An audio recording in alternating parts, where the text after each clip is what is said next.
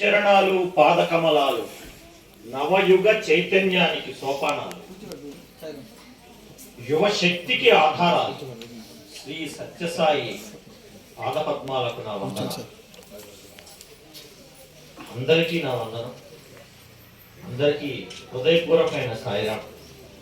స్వామి యొక్క పాదపద్మాల వద్ద అనేక క్షమాప్రార్థనలు సమర్పిస్తూ, స్వామి కాలప్రియుడు, కాలాయ నమః, కాలకాలాయ నమః, కాలాతీతాయ నమః, కాలదర్పదమనాయ నమః. కాలానికి చాలా ప్రాముఖ్యం ఇచ్చినటువంటి అవతారం. ఈ కాలాతీతమై మిమ్మల్ని సేపు వేచి ఉంచడం కూడా స్వామి యొక్క శిక్షణకి మేము అర్హులయ్యాం. కాబట్టి స్వామికి అనేక క్షమాప్రార్థనలు అర్పిస్తూ, మీ అందరి దగ్గర క్షమాప్రార్థనల్ని అభ్యర్థిస్తూ రెండు మాటలు స్వామి గురించి మాట్లాడుతున్నాం. మీ భజన ఒక అత్యద్భుతంగా ఉంది. ఆడపిల్లలు మగపిల్లలు కానీ యంగ్ పీపుల్ ఎంత బాగా పాడుతున్నారంటే, ఈ భజన వింటూ ఉంటే శ్రీ సత్యసాయి కులవంత సభా మండపంలో ఉన్నటువంటి భావన కలుగుతాం. అంటే సత్యసాయి కులవంత సభా మండపంలో జరుగుతున్నటువంటి భజనకి మీరేం తీసుకోరు, అంత అద్భుతంగా జరుగుతాం. ఆ మహా సన్నిధిలో మనం వెళ్ళినప్పుడు దర్శనం చేసుకున్నప్పుడు ఆ భజన యొక్క మాధుర్యం, ఆ భజన యొక్క విశిష్టత, ఆ భజన యొక్క మహిమ, ఆ భజన యొక్క శక్తి ఇక్కడ కనిపించింది. కాబట్టి ఇక్కడ రావడం నా భాగ్యంగా నేను భావిస్తున్నాను. అది స్వామి యొక్క అనుగ్రహం వల్ల ఇక్కడ రావడం జరిగింది. That is number 1. రెండో విషయం ఏంటంటే, మన అందరినీ చూస్తుంటే చాలా ఆనందంగా ఉంది. ఇక్కడ షిరిడి సాయినాథుడు ఉన్నారు, సత్సాయినాథుడు ఉన్నారు. ఈ ప్రాంగణం అతి పవిత్రంగా ఉంది. గణేశుడు ఉన్నాడు. ప్రేమతూరు కార్యక్రమం చాలా జరిగింది. ఇక్కడ అద్భుతమైన ప్రదేశం. ఈ ప్రదేశంలో చెప్తున్నారు, సాధనా క్యాంప్ కూడా అయిందని చెప్పారు. అనేకమైనటువంటి కార్యక్రమాలు ఇక్కడ జరుగుతున్నాయి. చాలా అదృష్టం. ఈ యొక్క యాంబియన్స్ కానీ, అట్మాస్ఫియర్ కానీ ఒక ఆధ్యాత్మిక సౌరభంతో, ఆధ్యాత్మిక మాధుర్యంతో నిండి ఉన్నటువంటి ప్రదేశం. ఈ ప్రదేశానికి ఆయన సంకల్పం లేకపోతే ఎవరు రాలేరు. నేను రావడం కూడా ఆయన యొక్క సంకల్పం వల్లే రాగలిగాను. షిరిడి సాయినాథుడు ఆయన అవతారంలో ద్వారకామాయిలో ఉన్నప్పుడు ఆయన సూత్రాలు 2: శ్రద్ధ, సాధురి. సత్యసాయినాథుని యొక్క సూత్రాలు కూడా 2: ప్రేమ, సేవ. ఆయనది శ్రద్ధ, సాధురి. స్వామిది ప్రేమ, సేవ. షిరిడి సాయినాథుడు వ్యక్తినాథుడు, సత్యసాయినాథుడు సమిష్టినాథుడు. మన సాధనకు కావాల్సింది శ్రద్ధ, సాధురి. శ్రద్ధ లేకపోతే, ఓపిక లేకపోతే మన సాధన చేయలేం. శ్రద్ధ, సాధురి వ్యక్తిగత సాధన గురించి స్వామి ప్రసాదించినటువంటి సూత్రాలు. వ్యక్తిగత సాధనలో మనం అందరం చాలా స్ట్రాంగ్ అయిపోయిన తర్వాత సమాజంలోకి వెళ్ళినప్పుడు ఏం కావాలి మనకి? ప్రేమ, సేవ. మనకి ఏం కావాలి? ప్రేమ, సేవ. కాబట్టి శివస్వరూపుడు షిరిడి సాయినాథుడు, శివశక్తి స్వరూపుడు సత్యసాయినాథుడు. షిరిడి సాయినాథుడికి కోపం వస్తే కర్ర పట్టుకుని పరిగెట్టించేవాడు ఆయన. ఏ సైతాన్ అనేవాడు ఆయన. ఈయనకు కోపం వస్తే మనతో మాట్లాడడం మానేస్తాడు. ఈయన కోపంలో కూడా అనుగ్రహం ఉంది, ఆయన కోపంలో కూడా అనుగ్రహం ఉంది, చాలా అనుగ్రహం ఉంది. విరోచనాలు ఒకటి వస్తే వెళ్ళిపో అన్నాడు. ఆయన విరోచనాలు వెళ్ళిపోమన్నాడు. ఆయన వాంతులు ఒకటి అవుతుంటే, నా మసీదులోకి వస్తావా సైతాన్ అని చెప్పి ఆయన తెరవేశాడు షిరిడి సాయినాథుడు. ఈ స్వామి యొక్క చూపే అనేక మందిని చూపించేసి.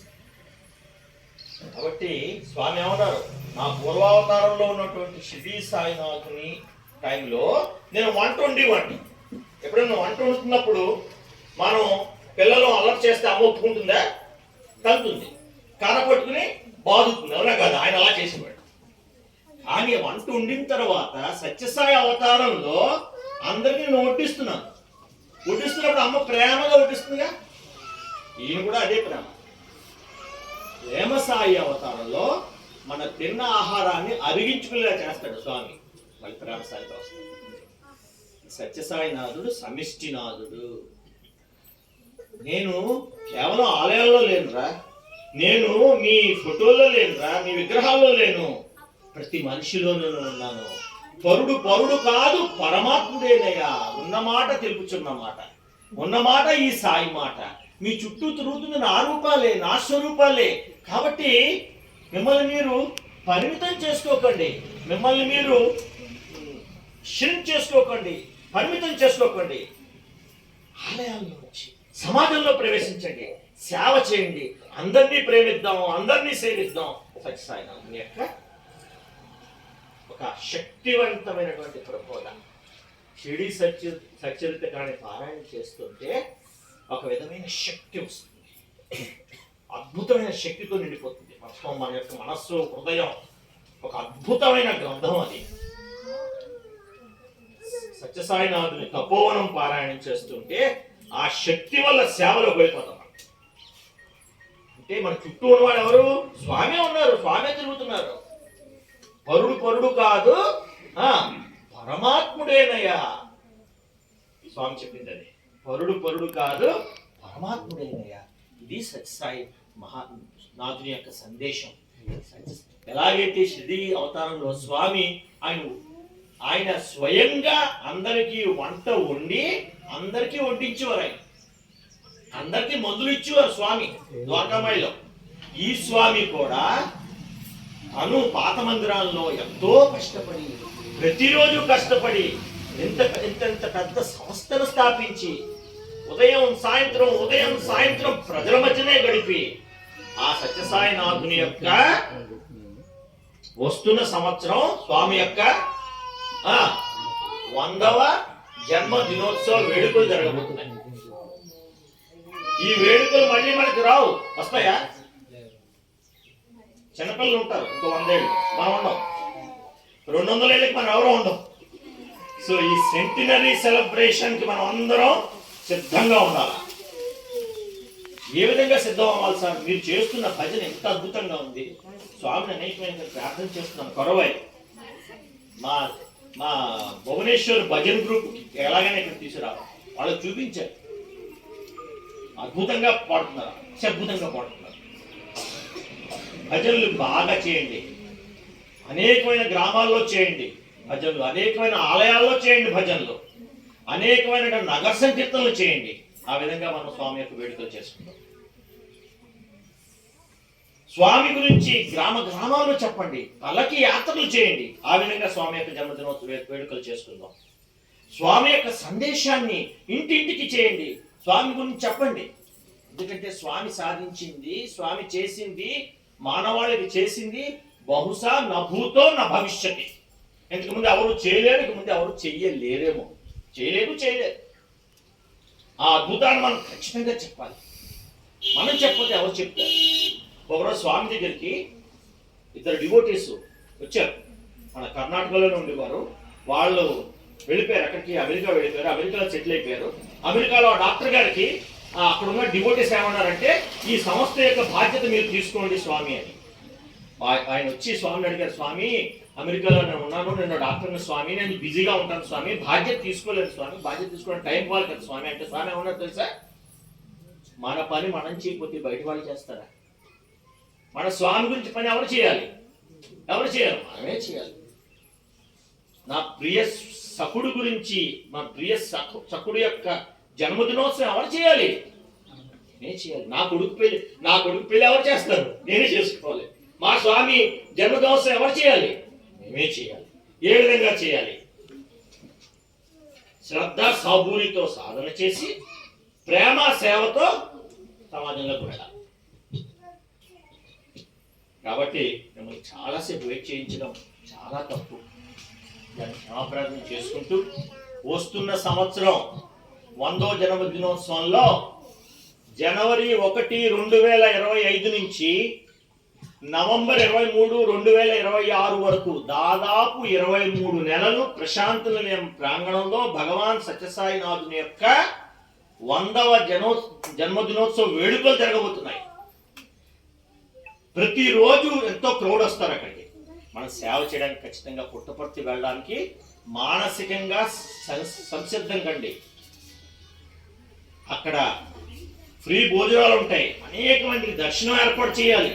అనేక ఖండాంతరం నుంచి వస్తారు భక్తులు, ప్రతి ఊరు నుంచి వస్తారు భక్తులు, ప్రతి రాష్ట్రం నుంచి వస్తారు భక్తులు. అది ఫస్ట్ పాయింట్. సెకండ్, మీ ఏరియాకి 1.5 year క్రితం, సంవత్సరంన్నర క్రితం సత్యసాయి పాదుకా రథం వచ్చిందా?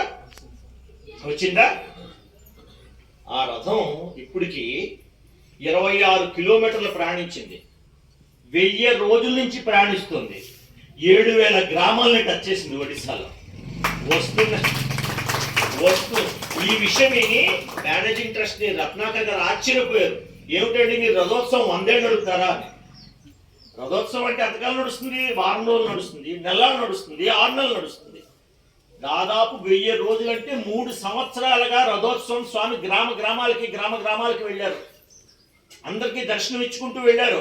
హరికృష్ణ దాస్ సారు ఆయన ఉన్నప్పుడు, మన రాష్ట్ర అధ్యక్షులుగా ఉన్నప్పుడు స్వామిని ప్రార్థించారు. స్వామి మీరు ఒరిస్సా రండి స్వామి అంటే, స్వామి ఉన్నారు తప్పకుండా వస్తాను అన్నారు. స్వామి మహాసన్నది ఆయన ఎంతో బాధపడ్డాడు. ఆయన అంటాడు, సాయి ప్రసాద్ అందరి ముందు చెప్పాను, ఆయన ఆ రోజు స్వామి చెప్పారు, మాట తప్పారు అనుకున్నాను. నేనేమనుకున్నాను, సత్యసాయి ప్రభు వస్తే భువనేశ్వర్ వచ్చి దర్శనం ఇచ్చి వెళ్ళిపోతారు అనుకున్నాను. కానీ నాకు తెలీదు, సత్యసాయి ప్రభు ఒరిస్సాలో ఉన్న ప్రతి గ్రామానికి వెళ్తారు. ఇంకొక సంవత్సరం స్వామి యొక్క రథోత్సవం జరుగుతుంది. సో 2026 జనవరిలో స్వామి యొక్క రథోత్సవ ముగింపు కార్యక్రమం భువనేశ్వర్లో జరగబోతోంది. ఆ కార్యక్రమానికి పుట్టపర్తిలో ఉన్న భక్తులందరూ రాబోతున్నారు. అన్ని రాష్ట్రాల యొక్క రాష్ట్ర అధ్యక్షులు రాబోతున్నారు. దాదాపు 20-30 వేల మంది డివోటీస్ రాబోతున్నారు. ఖచ్చితంగా మీ మనసులో ఉన్నటువంటి టైం టేబుల్లో 26 జనవరి అని పెట్టుకోండి. మనం అందరం ఖచ్చితంగా భువనేశ్వర్కి ప్రయాణిద్దాం. ఎక్కడికి వెళ్తాం?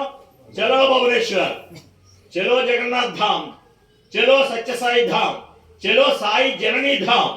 ఆ జననీ ధామ్ లో సత్యసాయి మహాప్రభు యొక్క పాదుకా మహోత్సవ ముగింపు కార్యక్రమం, పాదుకా మహోత్సవ ఆలయ ప్రతిష్ట కార్యక్రమం అక్కడ జరగబోతుంది. సో ఇక్కడ అందరూ యంగ్ పిల్లలు ఉన్నారు, అందరూ ఎక్సర్సైజ్ చేస్తున్నారా లేదా? ఫిట్ గా ఉండాలంటే ఏం చేయాలి? రన్నింగ్ చేయాలి. ముసలి వాళ్ళందరూ ఏం చేయాలి? వాకింగ్ చేయాలి, మందులు వేసుకోవాలి, మంచి ఫుడ్ తినండి, జంక్ ఫుడ్ తినకండి. ఎందుకంటే హెల్త్ ఖరాబ్ అయితే మనం నెక్స్ట్ 2 years పనిచేయలేంగా. ఫస్ట్ ఫిజికల్గా ఫిట్గా ఉండండి, స్పిరిచువల్గా మెంటల్గా ఫిట్గా ఉండండి, స్పిరిచువల్గా ఫిట్గా ఉండండి. ఎందుకంటే ఇక్కడ మహేష్ భాయ్ వ్యక్తికి యూత్ దెక్కుచి ఎంతమంది యువకులు ఉన్నారంటే, సాయి సైన్యం కదిలింది, జాతికి ధైన్యం వదిలింది, సాయినాథుని శంకారావం వీధుల్లో మోగింది. సాయి సైన్యం కదిలింది, జాతికి ధైన్యం వదిలింది, సాయిరాముని శంకారామం వీధుల్లో మోగింది, సత్యసాయి వీధిలో మోగింది. అంటే ఈ యువజనులు ఎంతమంది ఉన్నారో సత్యసాయినాథుని యొక్క ఆ సేవా సందేశం, ఆ ప్రేమ సందేశం, ఆ శంకారావం అద్భుతంగా చేయాలి. మనకున్నది ఏంటమ్మా? మనకున్న బ్రాండ్ ఏంటి? సత్యసాయి యువజనుల యొక్క బ్రాండ్ ఏంటి? డిసిప్లిన్. మనకున్న బ్రాండ్ ఏంటి? సైలెంట్. మనది అవుతుంది విప్లవం. ఏ విప్లవం? నిశ్శబ్ద విప్లవం. అవునా కదా? మన విప్లవం ఏంటి? నిశ్శబ్ద విప్లవం. నిశ్శబ్దంగా సమాజాన్ని మార్పు చేశారు భగవంతుడు. వారి యొక్క ప్రతినిధులం మనం. కాబట్టి ఈ 2 కార్యక్రమాల్లో పాల్గొనేటువంటి శక్తిని స్వామి మనకి ఇవ్వాలి, భక్తిని స్వామి మనకి ఇవ్వాలి, యుక్తిని కూడా ఇవ్వాలి. యుక్తి అంటే ఎఫిషియన్సీ, టాలెంట్. ఈ అవకాశం నాకు ఇచ్చినటువంటి మీరు ఎంతసేపు వెయిట్ చేశారు, మీకు అందరికీ పాదాభివందనాలు చేస్తూ భగవంతుడికి అనేక కృతజ్ఞతలు ఇచ్చుకుంటూ, మహేష్ భాయ్కి, గోపాల్ భాయ్కి ఇద్దరికి మరొకసారి అభ్యర్థిస్తాను. ఖచ్చితంగా నాకు ఎప్పుడైనా ఈ ప్రాంతానికి వచ్చే అవకాశం కల్పించండి. ఏం చేస్తాం? ఇవన్నీ స్వామి మాయలు, స్వామి మాయలు. ఎలాంటి కృష్ణుడి కన్నా మాయ. ఆ స్వామి గురించి రాత్రింపగడు మాట్లాడాలనుకునే వాడిని తీసుకొచ్చి ఒరిస్సాలో కడతాడు, ఒరిస్సా వాడిని తీసుకెళ్తే ఆంధ్రాలో కడతాడు. చక్కగా హాయి నోరు విప్పి తెలుగులో మాట్లాడడానికి ఒక అవకాశం ఇచ్చారు మీరు. సో ఈ అవకాశం పద్యాలు, పాటలు, డాన్సులు ఇవన్నీ నేర్చుకుని స్వామి చూసి లేదు కంట్రోల్ చేయాలని చెప్పి ఒరిస్సా పంపించేశారు. దానికి వస్తే మళ్ళీ ఆ పాత రోజులు, ఆ కాకినాడ రోజులు, అనిల్ కుమార్ గారు శిష్యులు అయ్యి ఉండేవాడిని. ఆ రోజులు గుర్తుకొస్తున్నాయి. చాలా ఆనందంగా ఉంది. ఈ ఆనందం అందరితోనూ ఈ సంవత్సరం అంతా ఉండి ఒక అద్భుతమైనటువంటి జన్మదినోత్సవం మనం జరుపుకోవాలి. ఆ ప్రతిజ్ఞ స్వామి దగ్గర చేద్దాం. జై బోలో భగవాన్ శ్రీ సత్య సాయి బాబాజీకి జై.